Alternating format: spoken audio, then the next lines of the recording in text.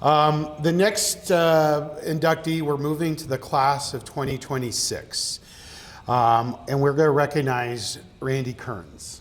He's an outstanding engineer from the Missouri School of Mines, also now called the Missouri School of Science and Technology, MS, yeah. He's a world-renowned expert on information storage and management, and he's also been an extremely dedicated Triangle volunteer since graduation. And just a side note off script here. So when I say world-renowned, I'm not exaggerating. You know, I recently was just chatting with Randy, and I said, you know, we're thinking about doing a STEM-based alumni trip to over to Amsterdam, Netherlands, and to Germany, and he goes, yeah, I've got some connections with the, Amsterdam military Department of Defense, but I can't tell you why, and I can't tell you what we did, but yeah. So, and when he was still actively working, publishing, researching, and speaking, I would say, well, where in the world are you? And he'd be off in Germany or Europe or Middle East or wherever doing some sort of a keynote speech. He was a sought-after expert. So he's not only supported his chapter at Raleigh, but also the Colorado State chapter and the Colorado chapters. And at the national level, Randy has served as the Triangle National President, and he's also completed 2 terms as the Triangle Education Foundation Chairman. In fact, for those that want to place blame, Randy is the reason that I'm here. He hired me 26 years ago. And so if anybody wants to cast stones about why this Bova guy is part of Triangle, it's his fault.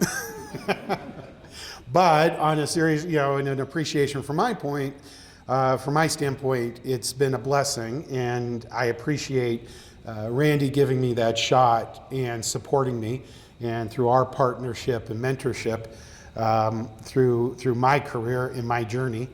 We've had many discussions, some of which were scolding, and which I appreciate, and many were encouraging and mentoring, and that's something I equally appreciate. Randy has several guests here to celebrate his induction, including his dear friend that he's known for more than 50 years, but from the Colorado State chapter, and they've bonded since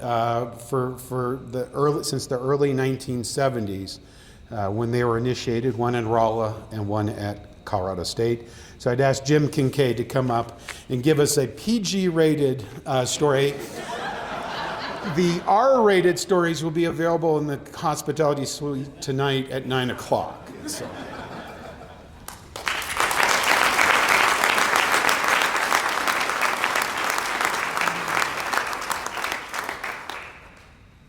And unfortunately, I did promise Scott that I would keep this PG rated. It was hard though.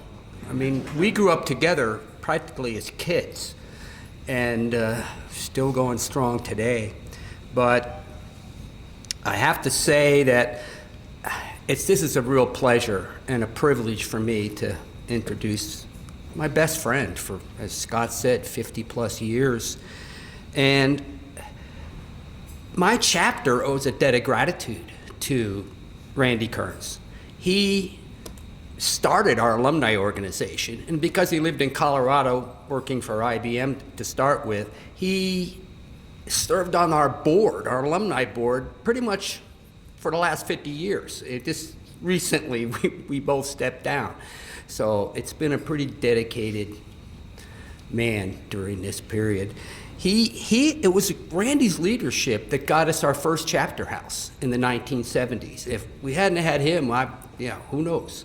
And then again in 2007, after we had to recolonize, we got a facility we call today the Triangle Center. I think the guys are calling it a lodge now, but anyway, and it's worked real well for our chapter.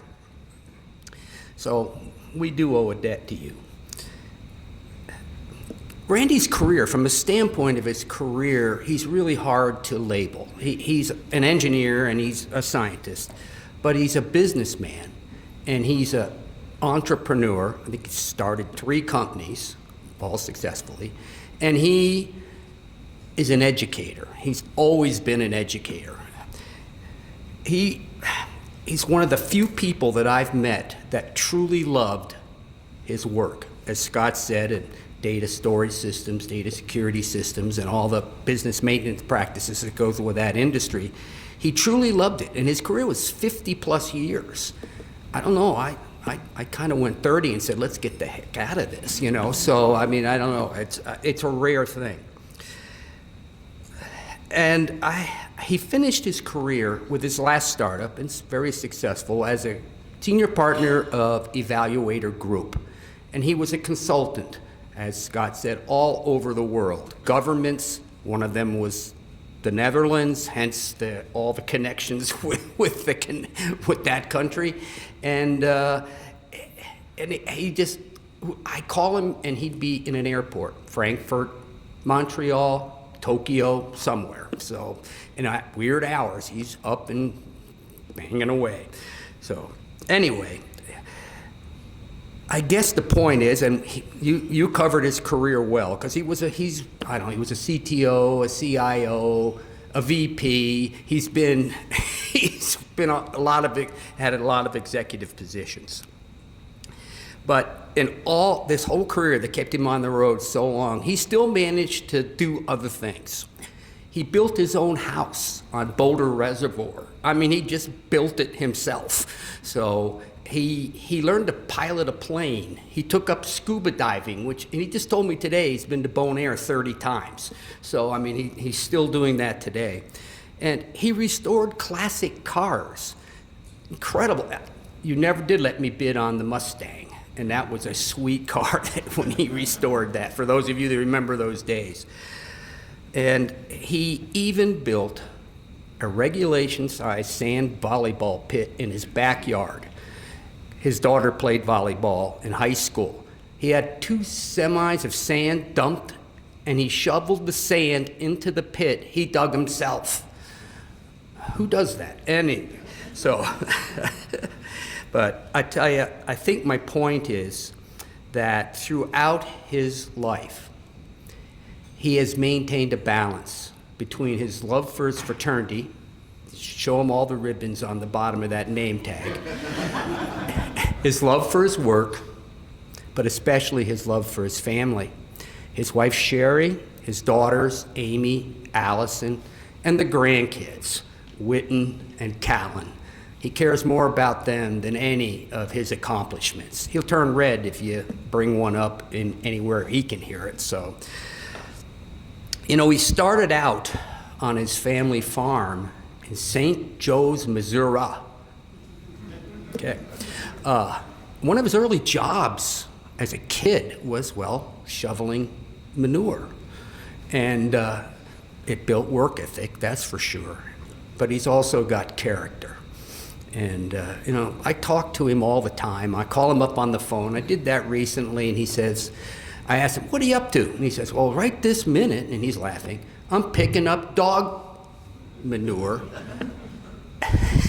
I start laughing. His dog's deposited on a regular basis, so I'd start laughing. I said, you know, I'm thinking, what goes around comes around. It's the cycle of life.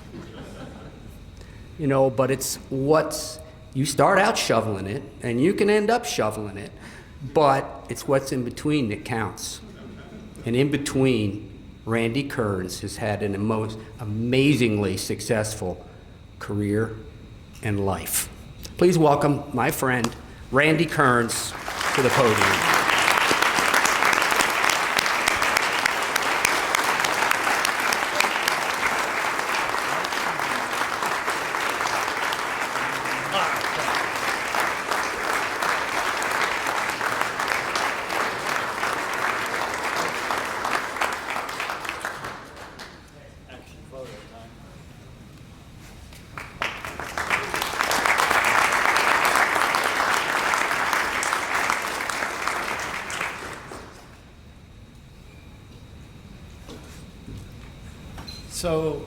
So there's a few guys here that have been around in council for a long time.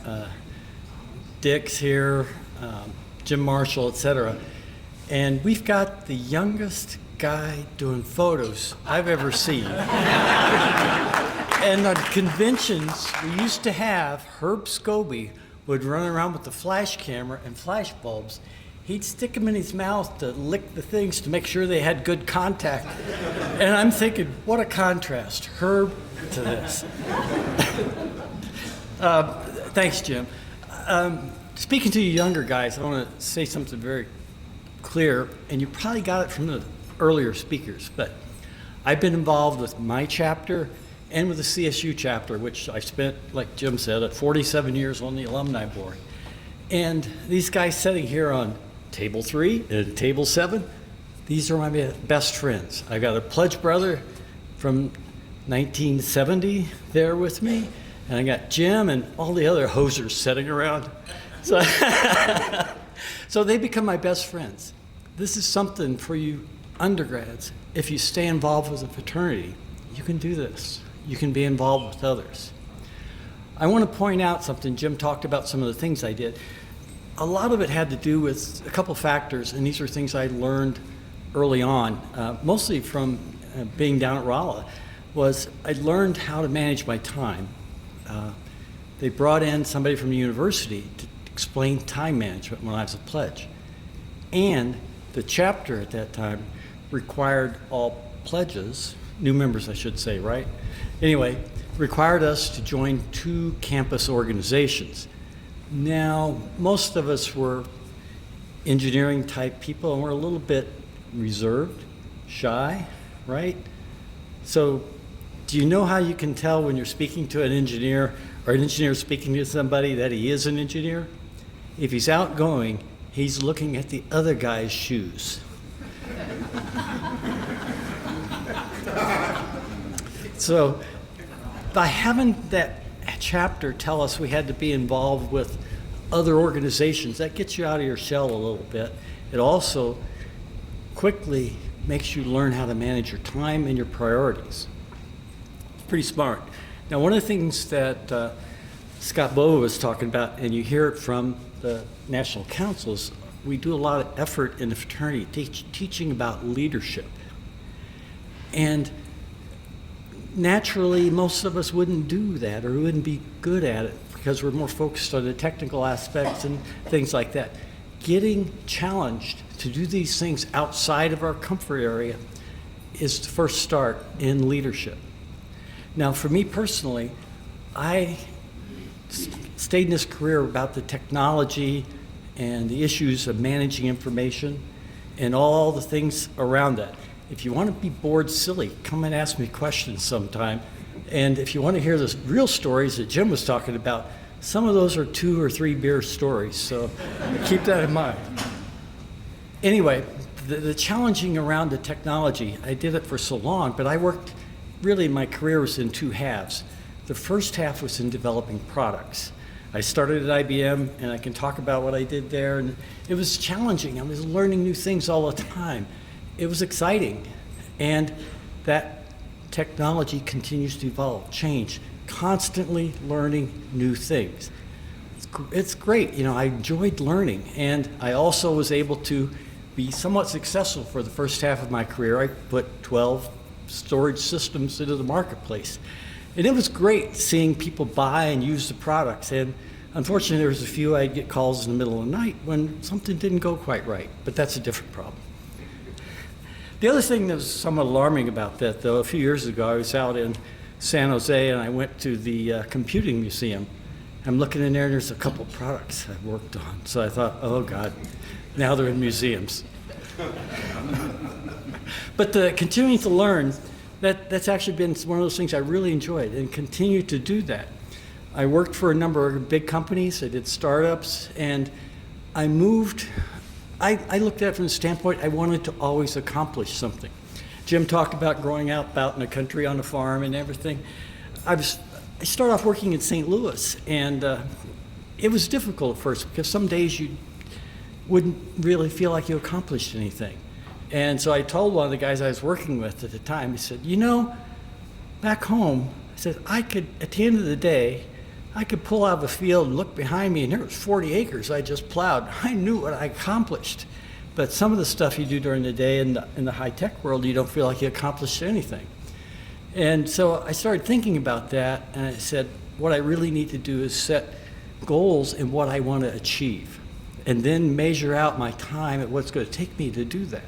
And so then I always started managing my time better and setting my achievements, what's in front of me, and that's what really drove me on all these things. And whenever I got into a position where there's really nothing else to achieve, I went somewhere else. And the reason I was able to do that is I'd made a lot of contacts, I had worked with a lot of people, and all I had to do was say, I think I need to be doing something else, and somebody would talk to me and say, come work for me, or what do you want to do here? I went out and raised money with one guy. I hated raising money from VC. They were vicious people. But anyway, that was the way you got something started, developed another product, sold a company. I ended up working for Fujitsu Japan for 8 or 9 years, and wild things. You know, I was their representative on 2 American standards bodies. I reviewed all the patents they thought infringed, and then I got involved in patent litigation, which was not fun either. But those were all educational things. I was learning things and going along and on to the next thing. Then the second half of my career is sort of what Scott was talking about. I decided it was more fun, and believe me, it was a lot of fun working with other corporations and with government agencies, advising them on technologies, where to put their investment, how to solve their problems, trying to look forward. Most of that for the last 20 years was with the Dutch government. And I worked for about 5 or 6 different agencies there. And that was just, they attended one of the speaking things I was doing. I was teaching some technology classes, and they kept me busy. It was fun. And not only that, you build a lot of friendships, to the point at which I told these guys, you know, when I retired, I went over there, and the Belastingdienst, which is the tax service, they threw me a retirement party over there, which was stunning. So great stuff. Now, you can be technical. You can stay involved. You can be an executive. You see some of these guys have been CEOs and stuff. They had a foundation to work from. You can stay technical as well. I moved back mostly into the technical category in the second half of my career because I really enjoyed it. I was always having to learn. So for those of you as undergrads, you can make a choice. You can go into business, you can move back into the technical, but you have to do your homework. And homework doesn't stop when you're out of school. You have to keep up with it. I met some of the most powerful people in companies. I worked for some of the most powerful people in some of the high-tech fields. But I was always prepared by doing my homework. And that's the credibility aspect. And having delivered products, having done a lot of public speaking, that opened a lot of doors for me. So this goes back to Triangle, back to getting involved, back to learning and doing things in the fraternity, living with a bunch of guys. Mike and I, there were 24 of us in our pledge class. There's an argument there. We lost one somewhere, but there's 24. I don't know where that guy went to. Anyway, it was a lot of fun, and I always enjoyed my work. I enjoyed being involved in the fraternity. I enjoyed working with all these guys at CSU and the guys down at Rolla as an alumnus working with the guys down there. I've always had a good time. That's why you're going to hear a lot of wild stories, because we had a really good time. But you can do that. And I'm speaking again to you undergrads here. Manage your time. You can have a good career. You can stay involved with your fraternity. You can have a family and do things. It's all a matter of wanting to, motivation, and doing the best you can. So I want to make it simple. I don't want to spend a lot of time, and I'm not a preacher. I do want to share something with you, though, that I have to talk about from a fellow Missourian, and you heard that pronounced correctly. There's some hosers that live in big cities that don't know how to pronounce it, but it's Missouri for the people that are natives. In that there's a couple statements that Mark Twain made, which I think are great, and this is for you undergrads. It says that he said, 20 years from now, you will be more disappointed in things you didn't do than in the things you did do. And the second one is, the secret of getting ahead is to get started. So get involved, do things in your fraternity, look at the fraternity and what it's done for you, and say, what can you do for it in the future? And how do you support it? How do you do it?